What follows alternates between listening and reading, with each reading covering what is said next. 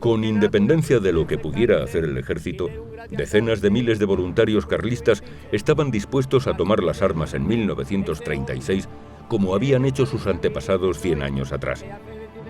Prácticamente agonizante al producirse el advenimiento de la República, el derrumbamiento de la odiada monarquía liberal y la persecución religiosa desatada por el nuevo régimen, hicieron que el carlismo tomara fuerza y que una vez más los boinas rojas se alzasen en defensa de Dios, la patria y el rey.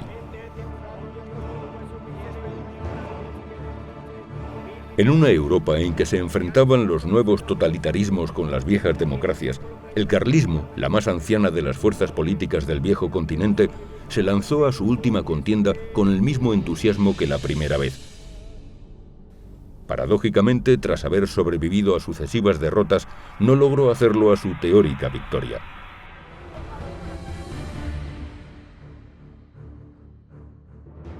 ¡Requetés, a morir por Dios! ¡Venga! Requetés, soldados de otro siglo.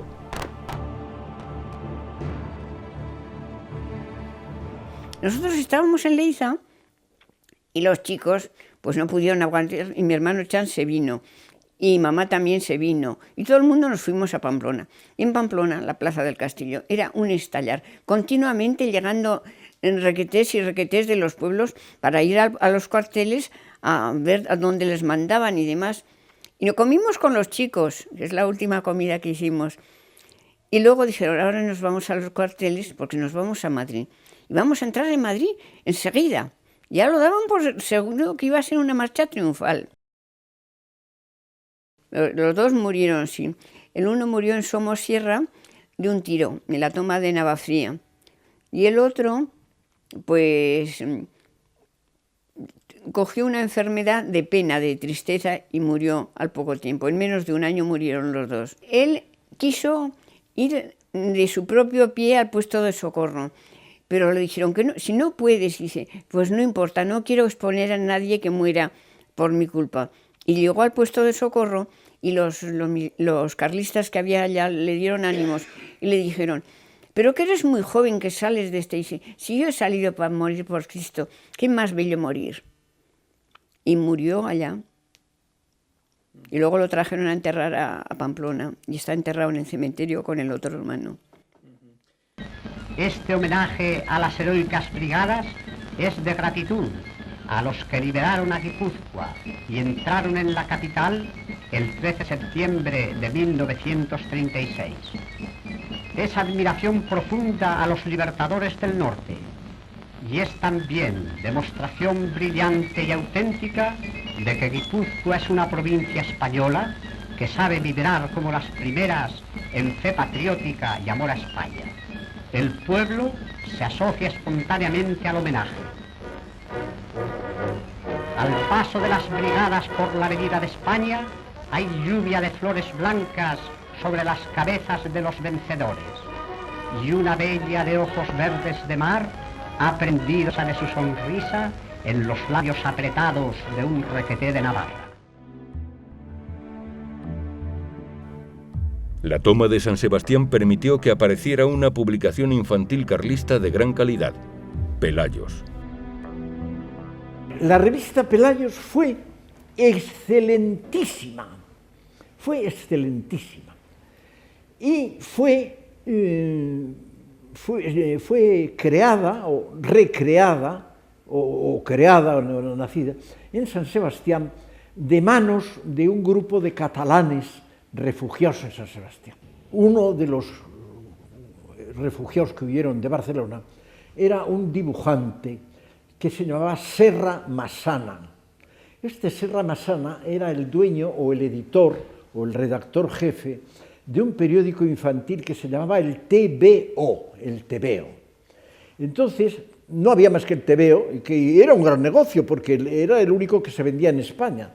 Pero todo el equipo del TVO huye de Zona Roja, de Barcelona Roja, por Irún pasa a San Sebastián. El hecho es de que relanzan la revista Pelayos, que era semanal, valía, no sé si eran 10 céntimos, y tiraban 100.000 ejemplares en toda zona nacional.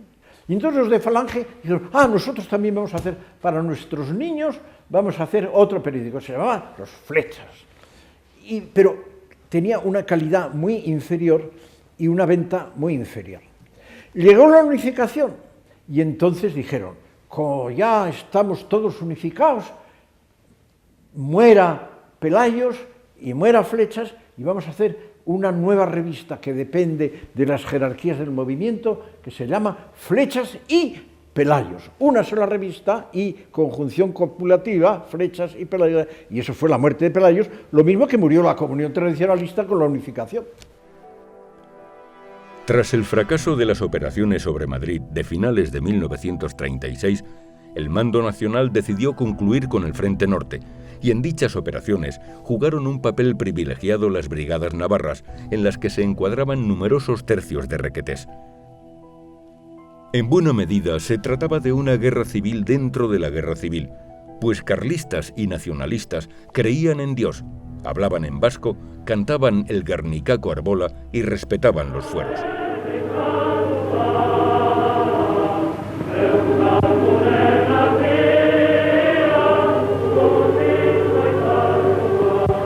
El árbol santo de las tradiciones vascas, el viejo tronco secular, fuerte e inquebrantable, como el alma de la legítima Vasconia religiosa y española. Hoy, a la sombra del altar de sus fueros profanados, la Guardia de la Nueva España vigila, hecha símbolo de la fe y la civilización.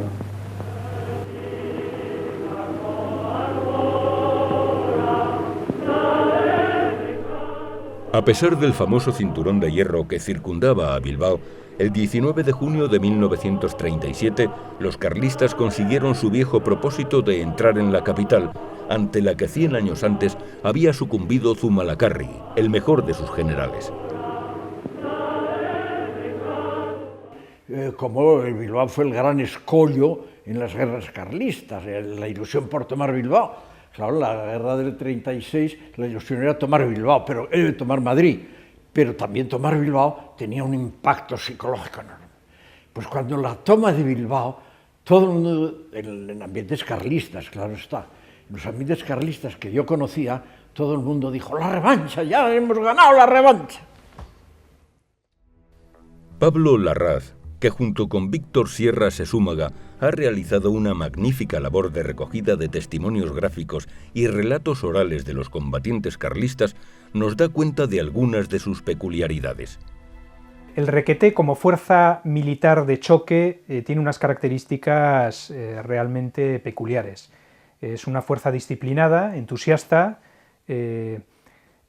resolutiva en los momentos difíciles, sacrificada, pero a la vez tiene sus toques anárquicos. Es curioso, por ejemplo, cuando se toma Bilbao, cómo les llevaban un tiempo prometido a las brigadas de Navarra, unos días de permiso, no se les concede y ellas mismas son las que a punta de mosquetón toman un tren y se van a los Sanfermines para pasar unos días de descanso. Era un poco la continuidad de esa tradición militar del carlismo, de lo que se llamaba ir a mudar la camisa, tomarse unos días de descanso sin autorización militar, en el momento en que ellos creían oportuno.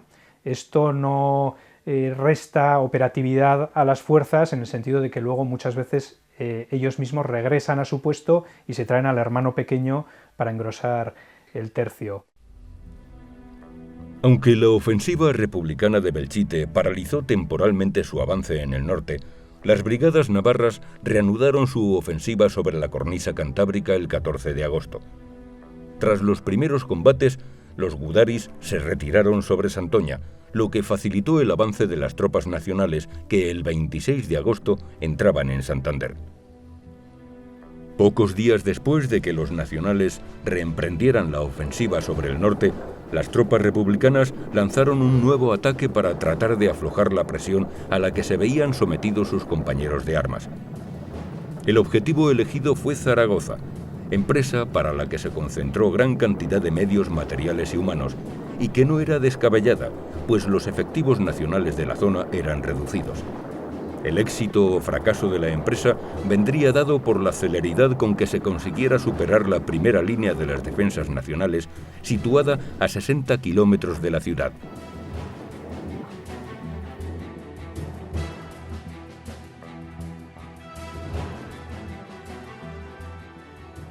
comença el virolai. Es comença el virolai. Val. Rosa d'abril, morena de la serra, de Montserrat esteu, il·lumineu la catalana terra. A las 5 de la madrugada del 24 de agosto de 1937, un par de brigadas republicanas con apoyo de artillería y caballería atacaron la posición de Codo, guarnecida por 180 requetés del tercio de Montserrat, formado por carlistas que habían logrado huir de Cataluña. A ellos se unieron 40 falangistas de la guarnición de Belchite, que habían salido de maniobras y no pudieron volver a su base.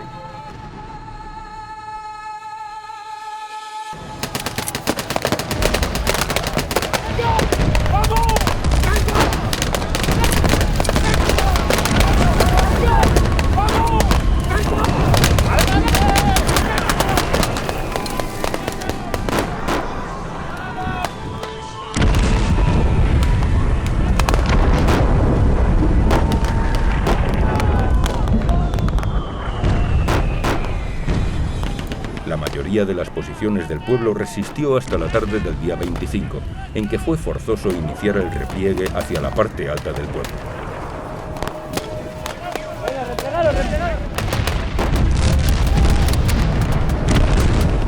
Un grupo de defensores se concentró en la iglesia y la casa del cura, y otro en el ayuntamiento. Agotadas las municiones, el grupo del ayuntamiento trató de abrirse paso a la bayoneta y fue aniquilado.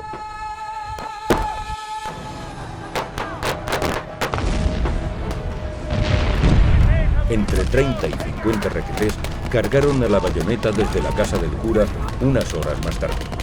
Algunos lograron abrirse paso, pero la mayor parte pereció en el asalto, y otros hubieron de replegarse al punto de partida.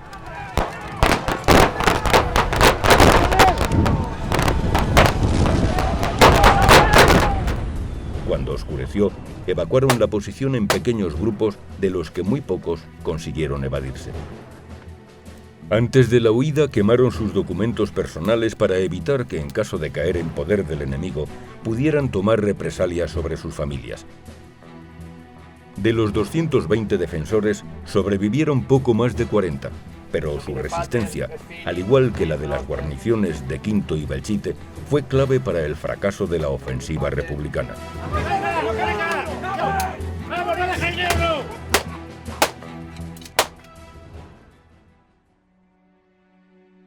Franco, a diferencia de lo que había hecho en Brunete, no detuvo la campaña del norte, y las brigadas navarras continuaron su avance hacia Asturias.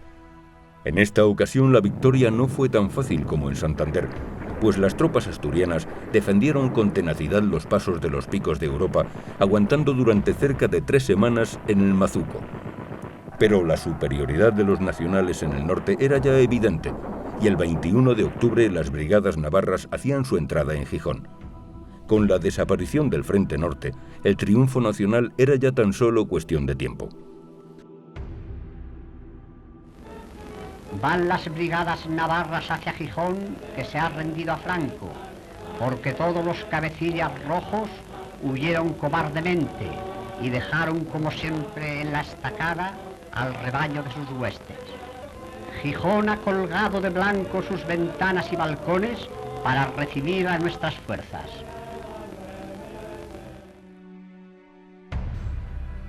En noviembre de 1937, aprovechando que las brigadas navarras, en las que tan importante papel jugaban los tercios de requetés, estaban reorganizándose tras el final de la campaña del norte, Franco presidió en Pamplona una vistosa parada militar en que agradeció a Navarra el fervor con que había apoyado la sublevación, otorgándola la máxima distinción militar, la Cruz Laureada de San Fernando.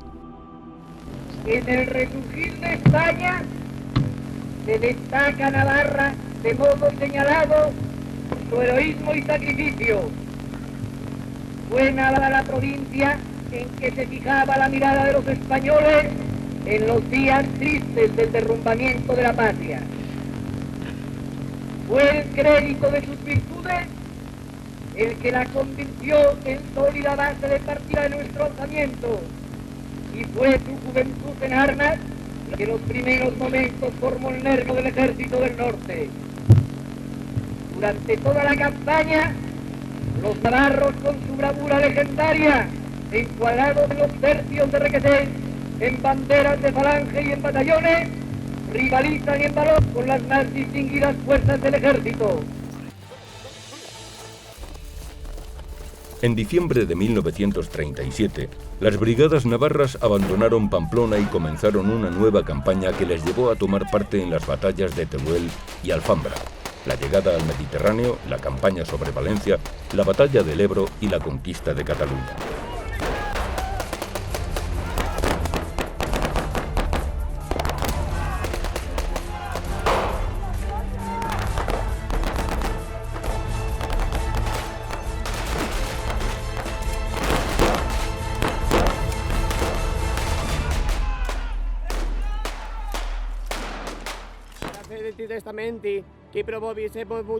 La fuerte impronta religiosa era una constante de las unidades de Requetés, en las que era muy frecuente el rezo del rosario, lo que marcaba un fuerte contraste con lo que ocurría en las trincheras enemigas.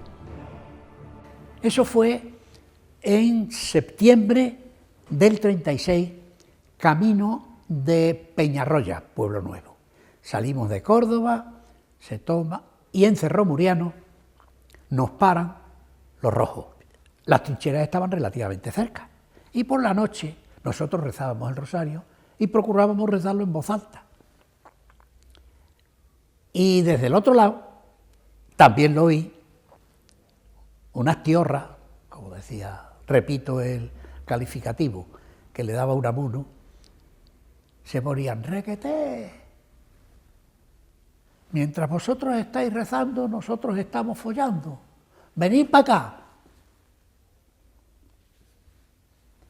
Y hablo con las palabras que ellas decían, de modo que si a alguien le suena mal en el oído, pues no lo sé, lo quita usted o hace lo que quiera. Pero esas son las palabras que ellas decían. Yo luché en un tercio de Requetés andaluz, no navarro, y llevé, como casi todos, un detente.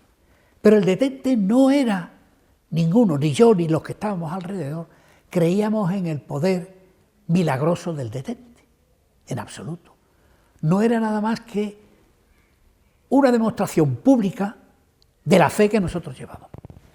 Sencillamente, ese era un detente.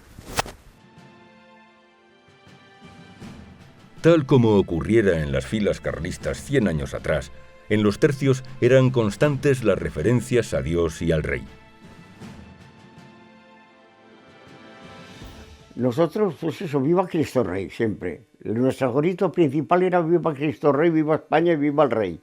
Las tres cosas se gritaban. Nosotros por lo del viva el Rey hemos tenido muchos follones. Y nosotros, toda la gente rompían fiestas, viva Franco, viva España, nosotros viva el Rey. Siempre. Tropas carlistas de diversas procedencias geográficas combatieron a lo largo de la guerra en todos los escenarios, aunque sin el protagonismo de los tercios formados en el norte de España. En total llegaron a formarse 42 tercios de Requetés, cuyos nombres solían tener connotaciones religiosas o recoger hechos y personajes históricos, en ocasiones ligados a las pasadas guerras.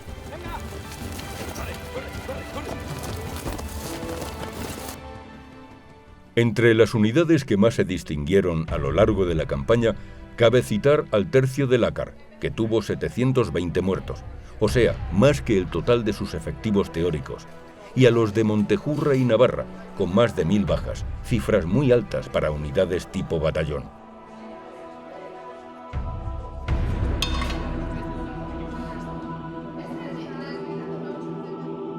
No, Sierra Espadán también.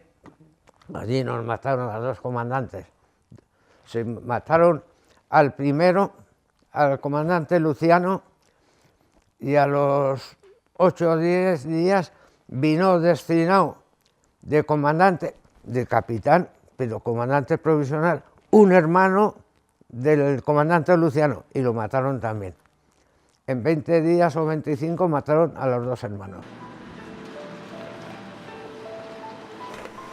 En febrero de 1939 había 23.000 requetés sobre las armas.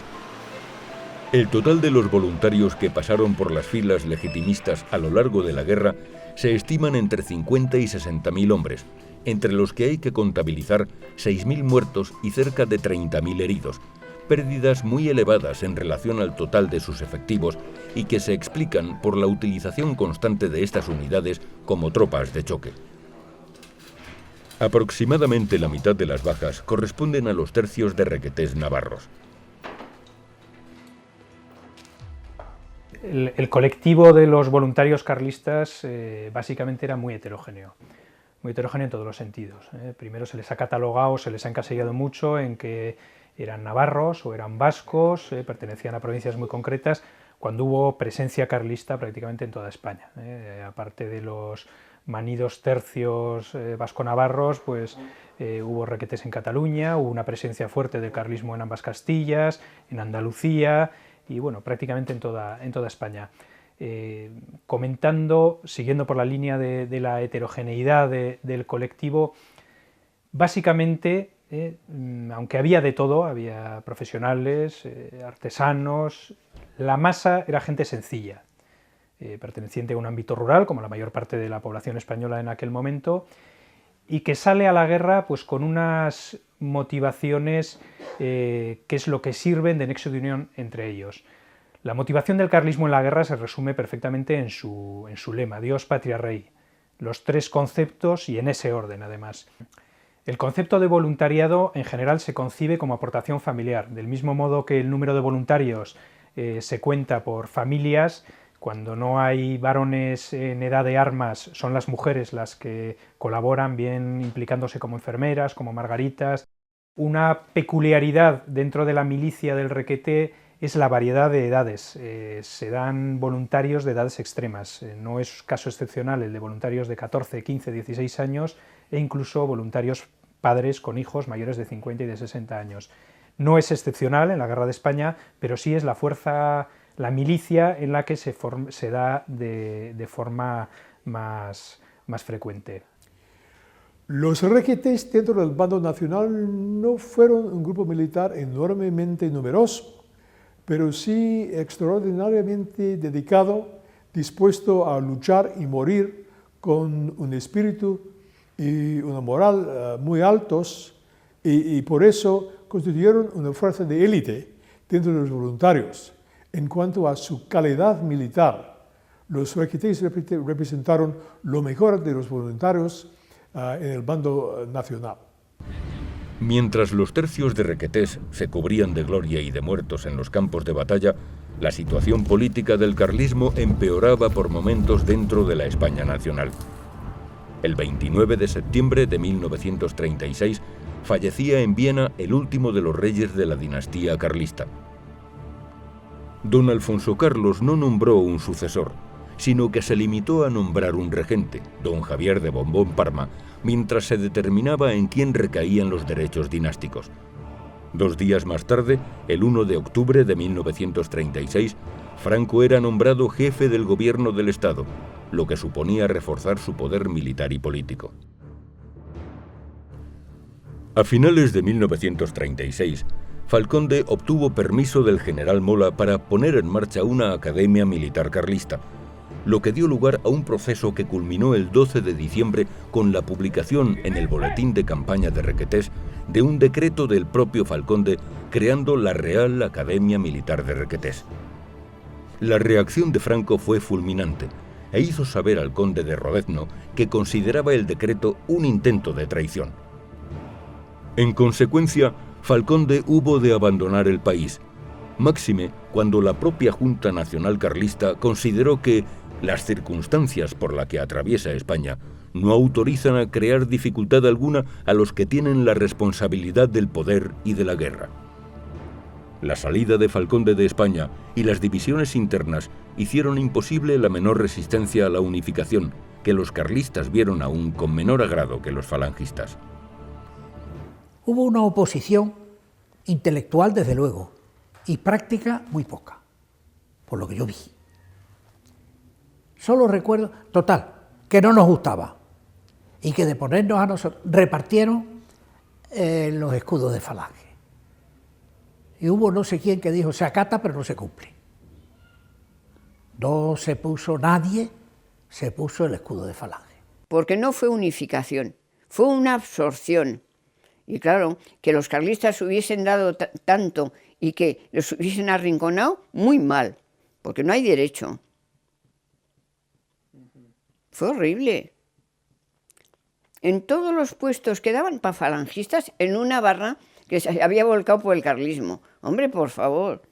Los falangistas fueron muchos que eran rojos, que querían salvar la pelleta. Y entonces les encantaba chinchar a los carlistas. La muerte de su rey y las divisiones internas del carlismo hicieron imposible el menor intento de resistencia al decreto de unificación de 20 de abril de 1937.